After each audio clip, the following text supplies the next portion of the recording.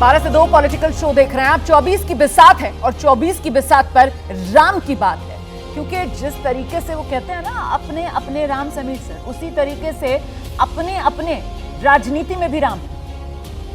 मुझे लग रहा है अगर भारतीय जनता पार्टी राम का नाम का जिक्र कर रही है, और भारतीय जनता पार्टी का तो जब से 1980 बनी तब से राम का जिक्र करते रहे, वही भारतीय जनता पार्टी है जिसने अपनी 4 राज्य सरकारों को राम के नाम पे कुर्बान किया था। उत्तर प्रदेश की सरकार गई थी, मध्य प्रदेश की गई थी, राजस्थान की गई थी, हिमाचल प्रदेश की गई थी।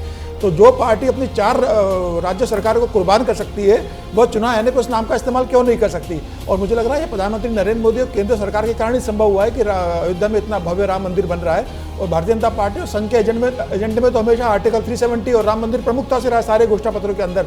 तो भारतीय जनता पार्टी को तो पूरा अधिकार है राम का नाम लेने का और जिक्र करने का। नहीं तो फिर वो सेठिया साहब, जिस तरीके से दिवंगत बीजेपी के नेता अरुण जेटली ने कहा था ना कि जब ओरिजिनल मौजूद है तो फिर फोटोकॉपी की क्या जरूरत है। तो फिर जब ओरिजिनल मौजूद है तो बाकी जो सब बात कर रहे हैं फोटोकॉपी माने जाएंगे। देखिए 89 के बाद जी देश में कोई ऐसा चुनाव नहीं हुआ जो राम के बिना हुआ हो। ठीक है। तो भारतीय जनता पार्टी के एजेंडे पर जब राम जन्मभूमि आ गई तो उसके बाद भारतीय जनता पार्टी ने हमेशा इसका इस्तेमाल किया।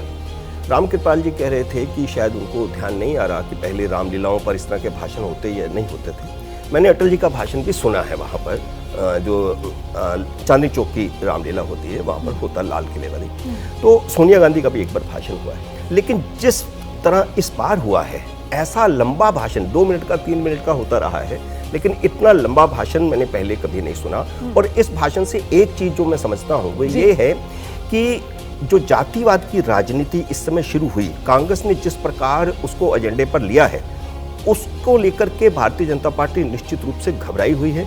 और मोदी के कल के भाषण में जो अगर हम एक केंद्र बिंदु मान लें तो वो केंद्र बिंदु है कि जातिवाद की राजनीति खत्म होनी चाहिए। ये बड़ी बात आप कह रहे हैं। इसी वजह से प्रधानमंत्री नरेंद्र मोदी की तरफ से कहा गया ना कि साहब जातिवाद का जो बुराई है उसका दहन करना जरूरी है। लेकिन जो पहले मैंने कहा कि साहब जिस तरीके से अपने अपने ना, उसी तरीके से राजनीति भी राम के नाम पर अपनी अपनी तर्ज पर। तो एक तरफ जहां जातिवाद के दहन की बात की जाती है, वहीं दूसरी तरफ गरीबों और पिछड़ों के उत्थान की बात भी राम नाम की राजनीति के भीतर ही लाकर जनता के सामने रख दी जाती है।